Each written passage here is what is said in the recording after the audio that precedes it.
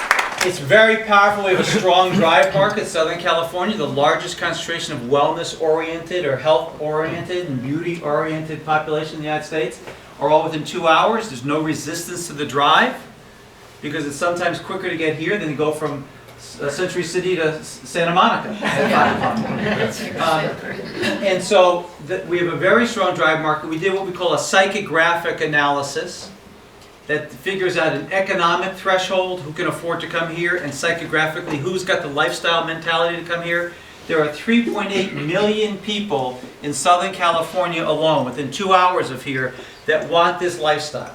So that's before we have to reach. That's before we have to figure out fly traffic and how do we pick up the guy from New York when they're coming to play golf and get them to come here.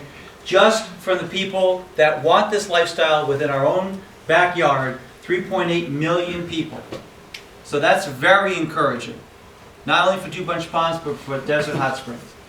And then we know that spa travelers, when they go away, they spend 60% more money than the average leisure hotel traveler.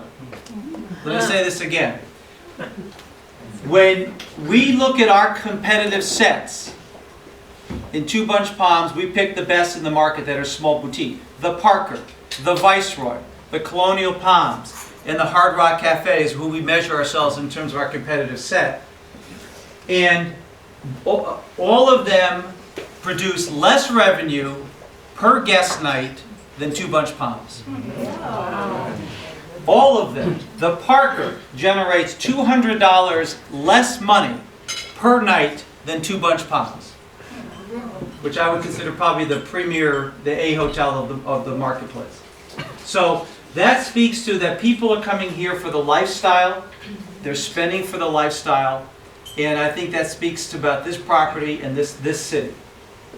There's no one saying I'm not coming here because of Desert Hot Springs. There's only the people in Palm Springs that hear say that. That's right. The mayor told me to say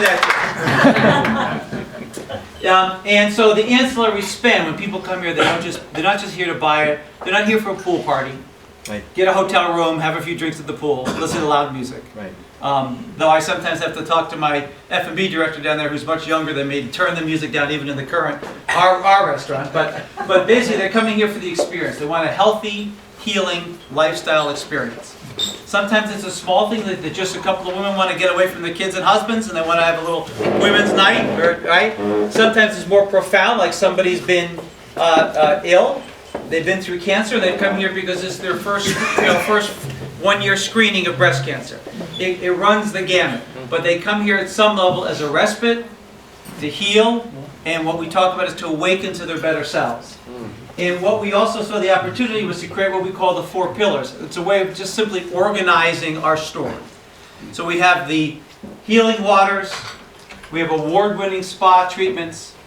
We added healthy dining cuisine. Anyone that has not eaten at our new restaurant with our Le Cordon Bleu trained chef and former Olympian, you've got to come and eat at Essence Restaurant. Right. It's the best restaurant in Coachella Valley, bar none. And I will tell you, I've had now at least a dozen dinners in the last 2 weeks with people from all over the world, and that's basically been the consensus. So please come and try the new menu. The threats that we have to look at is, would we have enough capital? I seem to spend most of my day raising money.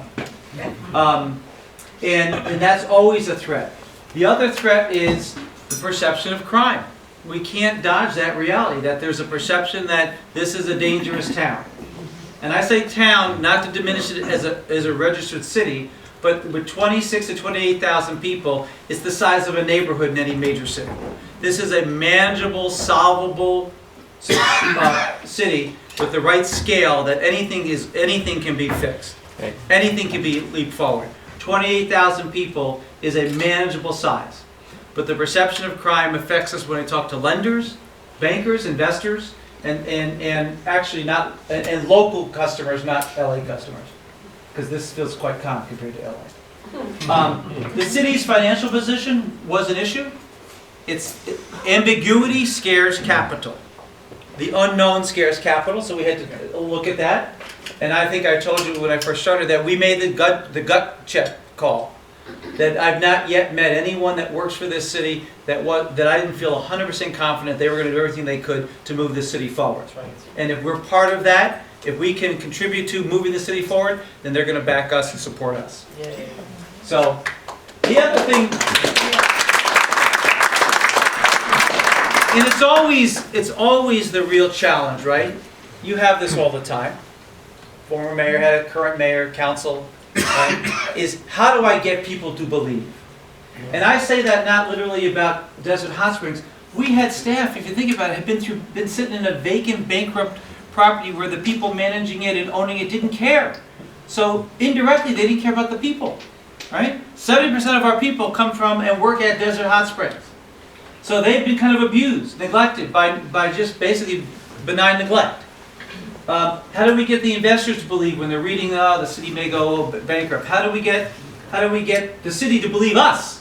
That, we're just not another guy that's going to talk a nice talk and then not be here a year from today. Right. Because that took courage too. There's many stories in Desert Hot Springs, and you know them better than I do, of developers who came in and told a good story and never delivered. Yep. Right? And so all I said to the city when I first met them and continue to meet is, watch what we do, forget what we say.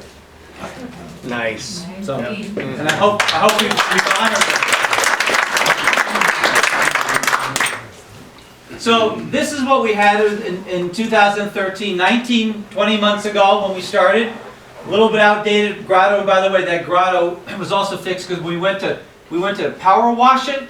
It literally collapsed. I mean, literally, because there was no undercurrent. It's all stone. That's it. There was stone and dirt with a little bit of plaster over it, and so we had to rebuild. So this is the old grotto, and this became the new grotto. And I tell people that the water in this grotto has not seen the light of day till it gets down the waterfall into that grotto. That's a real special thing. Mm-hmm. People cherish this water. People come here and they sit there and they just let it flow over them. This is a special thing. When Bill Clinton was running against President Bush at the time, who just won a war, popular president, what did James Carville, his aide, always say to him? It's the economy, stupid, right? Don't talk about anything else. And I say to the mayor, I say to the city manager, I say to the former mayor, the council, it's the water, stupid. It's the water, stupid. Nobody else has the water. Nobody else can talk about the water. Desert Hot Springs should have a beautiful, educational, children playing, splashing around, hot water museum right down on Main Street to bring people in and to accelerate its own experience.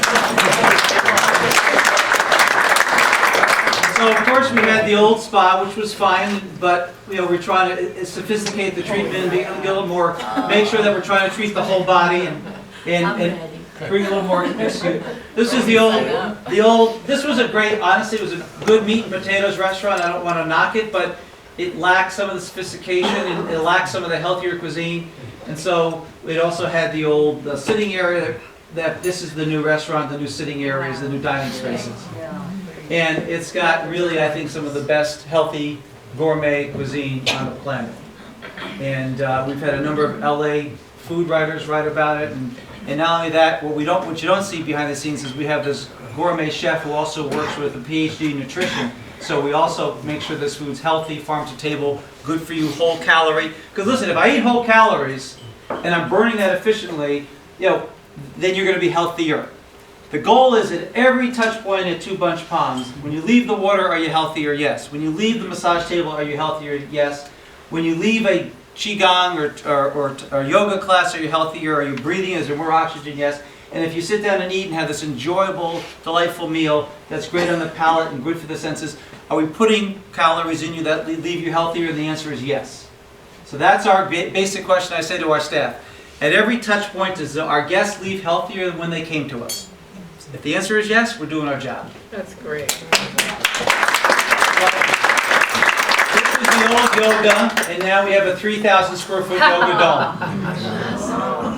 So, that shot is probably the most used shot by the press all over the world about when they do something about Two Bunch Palms. That's amazing. This is the old rooms, nothing wrong with them, a little dated, This is the new room. Right, same suite. The idea is to use natural materials, bamboo, more sustainable, easily harvested and replenished. We use natural materials like limestone in the back. We use slate. So the idea is to try to have this place not opulent, that the quality isn't shown by its opulence, its gold and glitter, but by its grounded quality materials. And then second, when you talk to people about breathing and getting centered, it's always about to calm your mind. It's not to empty it. It's to breathe and just let things flow through you like you're a screen in a summer day, right? And so the idea is having something uncluttered. We didn't want to become a faux Asian Thailand spa. We're American Zen. And American Zen is about quality, grounded materials, but uncluttered. And so our spaces try to be more uncluttered and grounded in quality materials. This is just a few other rooms. The other thing we really try to emphasize that's such an asset here, oops, okay. Here we go, is that the open space. That one of the reasons people come here is open space. Yeah, I didn't click. Try one time. There you go. It's fine. And so it's a lot of the rooms we made them larger with walls of glass, so it connects people indoor-outdoor space. All of our rooms have courtyards or backyards. They're all private. They're all one-off, so people can come here, come out of the city, find a piece of nature, find a place to sit quietly, have a cup of coffee in the morning, have a glass of wine, have a conversation. And that's also part of the look, is to try to really connect it to the outdoor space. As you can see, even these are our double queens. And so we had a very beautiful design that was done by a woman who's kind of considered one of the more up-and-coming designers out of West Hollywood, who's originally from Iceland, this Icelandic designer, which is obviously another place that knows spas quite well. It knows hot mineral springs. So we asked our guests. We did a survey.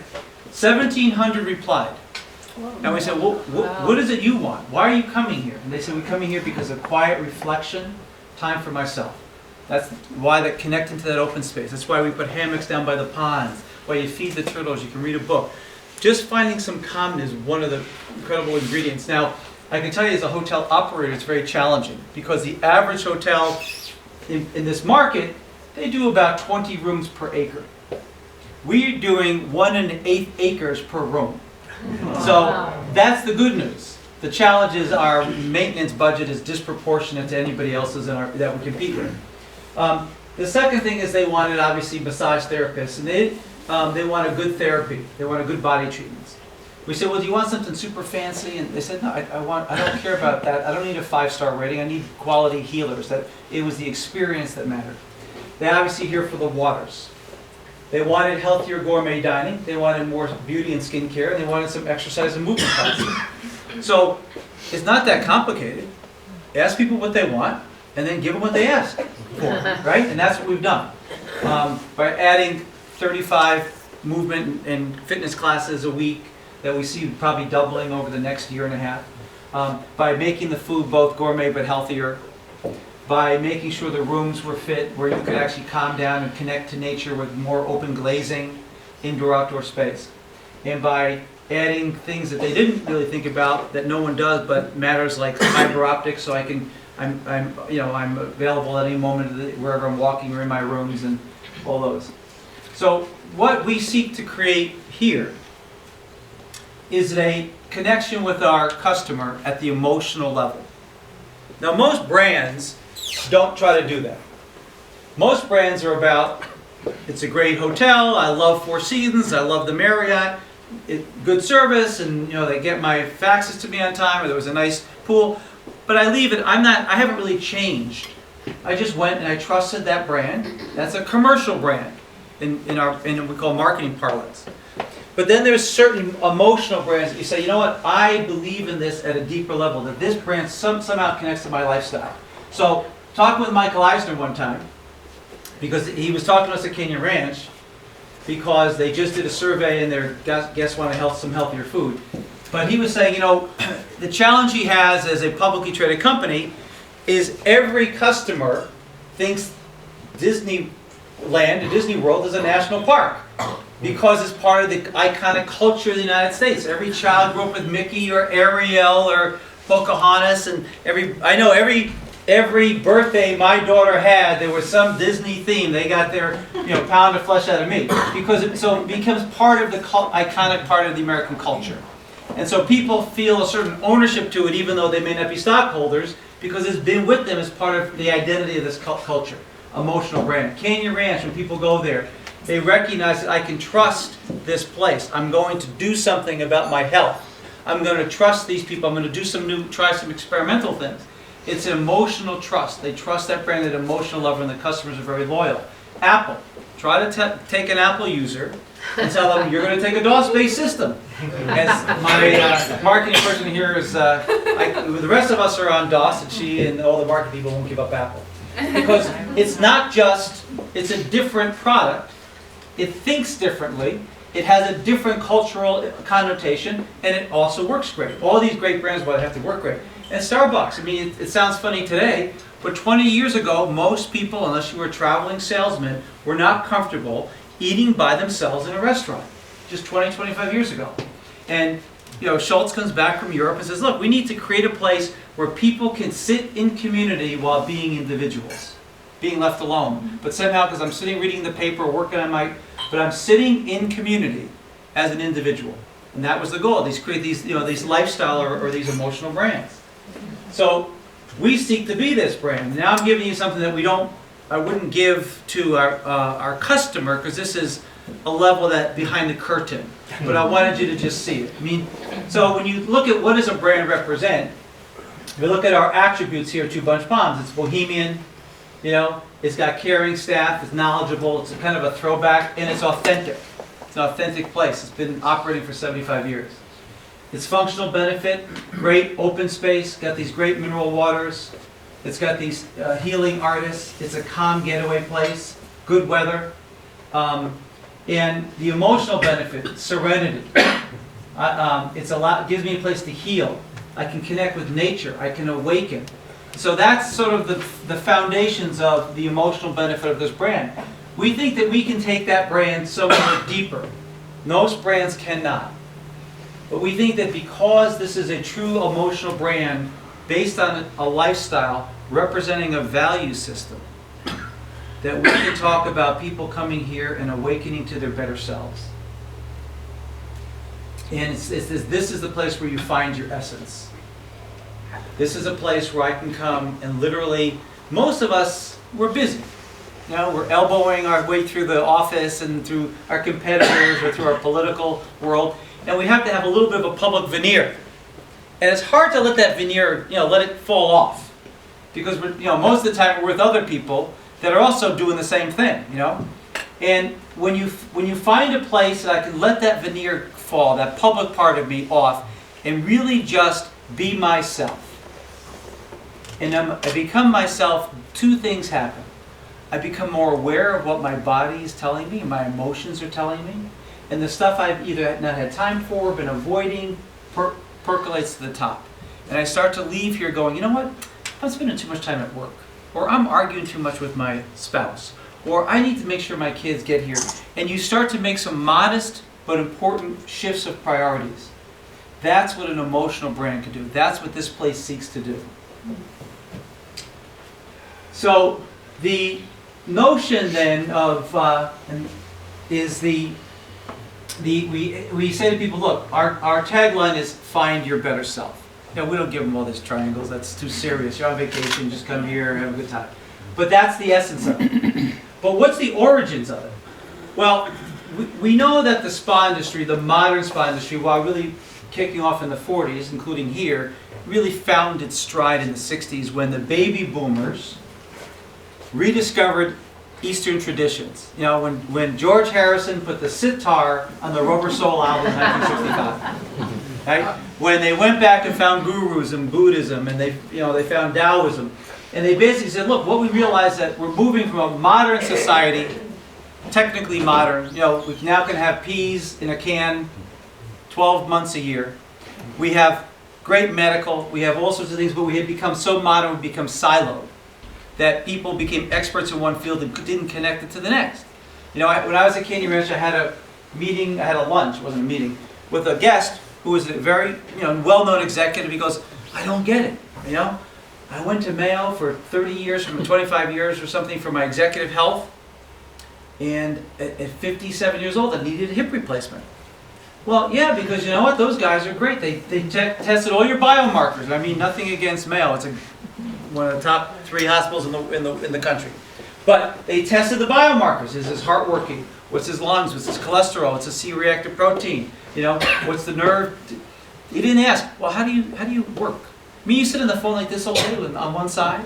You know, are you getting up enough? Should you sit on a medicine ball? You know what? Why don't you do? They didn't ask about your lifestyle. So we started to realize that expertise, if you disconnect it from everything else, becomes so siloed. And so there was a movement that the spa industry was leaders in, of saying, you know what? There's a connection between mind, body, and spirit. You know that. You hear that all the time, right? And it's that connection of the mind, body, and spirit that makes up the whole self. And that was the first pebble dropping of the baby boomers rediscovering Eastern philosophies, Eastern traditions, and realizing that the world's about interconnectivity, not just about modern silo. And that was in the 60s. And really what's happened since then is that that pebble in the pond went from that to a larger idea, though the same idea. And most of the spa industry didn't go with it. They were part of this idea, but they didn't realize that that individual is connected to its built environment, its community, and to its natural systems.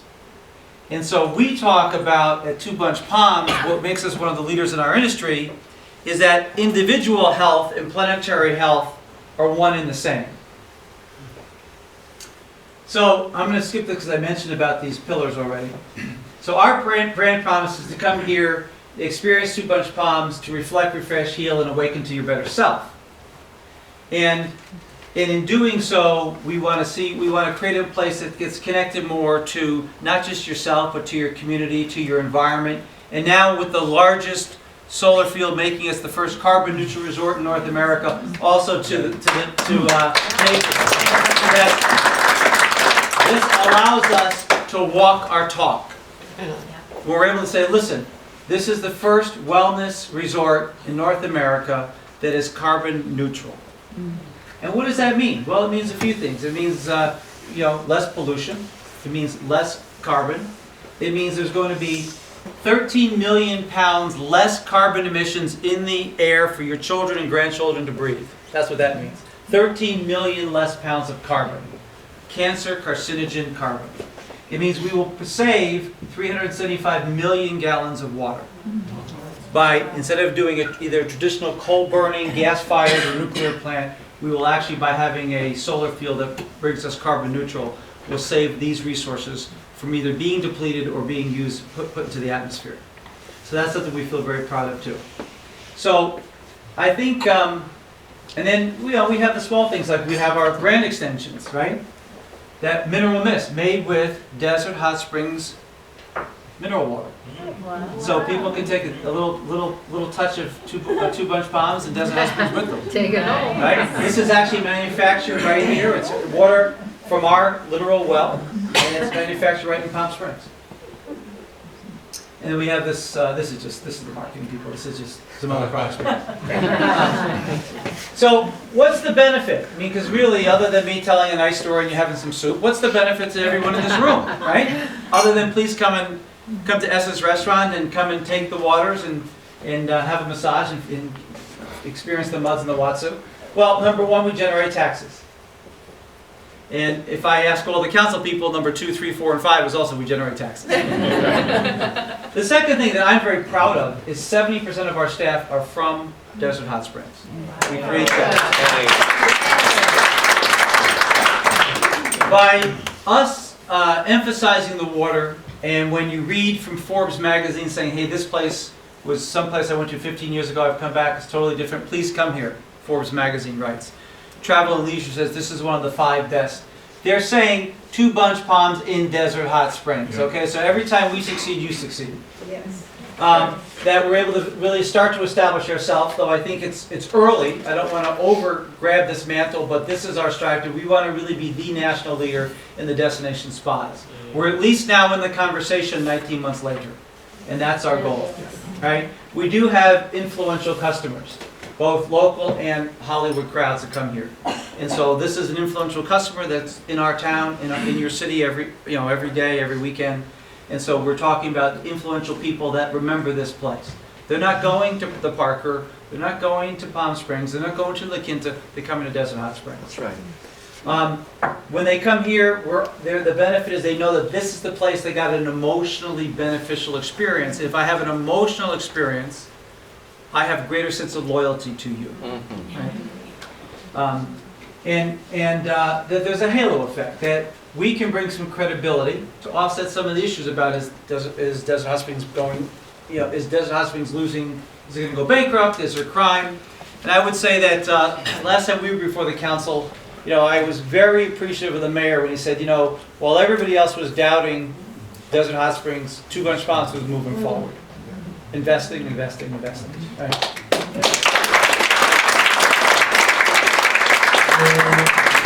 If we go forward from this year forward with our next phase, which is we're still raising money for, though it's coming out of EB5 investment. We had our first one going to escrow today, I believe. We will generate. This is really showing the tax benefit to this town from us, from TOT. Wow. Okay. Wow. And I think by 2019 you'll see this go close to $1 million. So that's a direct benefit, obviously, to I would say the so. economic safety. So you'll see this was 213, this is 214, 215, and this is anticipated 216. We're still on this one here climbing, but we're on track. Everything seems those first three bars are completely correct, and I don't have any reason to think that 16 won't be the same. So we're here because we're the first hot mineral springs, hot spa in the United States. We're the oldest operating hot spring spa resort in the United States, and we're the first carbon neutral resort hot springs in the United States. So I feel very proud to be associated with this property. I feel very confident in the people I deal with at Desert Hot Springs, particularly our people, our employees, your citizens. And we're looking forward to more things to come. So thank you.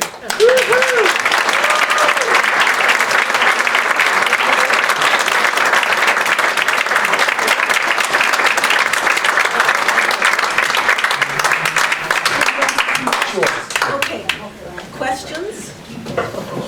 Anyone want to ask a question?